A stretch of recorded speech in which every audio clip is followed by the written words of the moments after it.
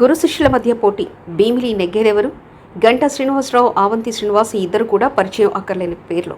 కాపు సామాజిక వర్గానికి చెందిన ఇద్దరు నేతలు ఒకప్పుడు చక్కని మిత్రులు.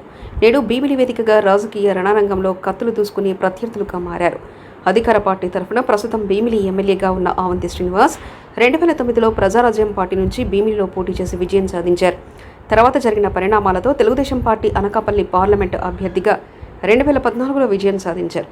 ఆ తర్వాత 2019లో వైఎస్ఆర్ కాంగ్రెస్ పార్టీలో జాయిన్ అయి భీమిలి నుంచి గెలుపొంది మొదటి 2.5 సంవత్సరాలు మంత్రిగా కూడా పనిచేశారు.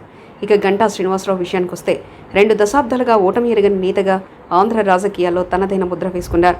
ఒకసారి గెలిచిన నియోజకవర్గం నుంచి రెండోసారి పోటీ చేయకుండా కొత్త నియోజకవర్గంలో పోటీ చేసి గెలవడం ఈయన స్పెషాలిటీ. ఆయన ప్రత్యర్థులకు ఇదే ప్రధానమైన అస్త్రం.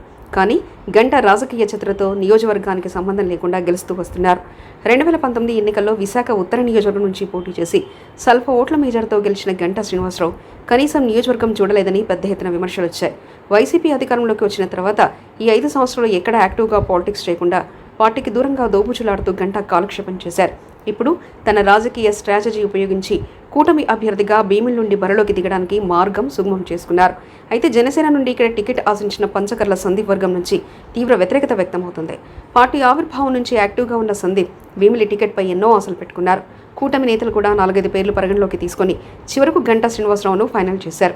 ఇటు వైసీపీ నుంచి సిట్టింగ్ ఎమ్మెల్యేగా ఆవంతి శ్రీనివాస్ నియోజకవర్గ కార్యకర్తలతో ప్రజలతో ఎప్పటికప్పుడు మమేకమవుతూ పార్టీ కార్యక్రమాలు, ప్రభుత్వ కార్యక్రమాలు కింది స్థాయి వరకు చేరే విధంగా వ్యవస్థను క్రియేట్ చేసి పార్టీ గ్రాఫ్ను పెంచుకుంటూ వస్తున్నారు.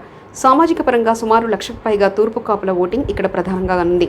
2019 ఎన్నికల్లో 7,000 మెజార్టీ అప్పటి తెలుగుదేశం అభ్యర్థి సబ్బం హరిపై గెలుపొందిన ఆవంతికి నేడు గంటా శ్రీనివాస్ రూపంలో బలమైన ప్రత్యర్థి ఎదురయ్యారు. 2019లో జనసేన తరఫున బరిలోకి దిగిన సందీప్కు దాదాపు 24,000 ఓట్లు పోలయ్యాయి. ఈ సమీకరణాలు చూసి టీడీపీ, జనసేన కలిసి ఒకే తాటిపై ఉంటే ఖచ్చితంగా భీమిలిలో విజయం సాధించవచ్చని గంటా వర్గీయులు ఆశాభావం వ్యక్తం చేస్తున్నారు. కానీ ప్రస్తుత పరిస్థితులు అందుకు భిన్నంగా ఉన్నాయి. జనసేనలో టికెట్ రాని ఒక వర్గం నేతలు, టీడీపీ నుంచి టికెట్ ఆశించిన మరికొందరు సీనియర్ నేతలు ఇప్పుడు గంటాకు తలనొప్పిగా మారారు. ఇటు అధికార పార్టీ ఎమ్మెల్యే కూడా తన మార్గు రాజకీయాలతో ఎంతమంది కలిసి వచ్చినా భీమిలి నుండి ఖచ్చితంగా గెలిచి తీరుతామని ధీమా వ్యక్తం చేస్తున్నారు. గంటా శ్రీనివాసరావు ఒక ఎక్స్పైర్ డేట్ అయిన మెడిసిన్ లాంటి వారని, ఆ మందును ఎవరు వాడరాడి సెటిల్ వేస్తున్నారు.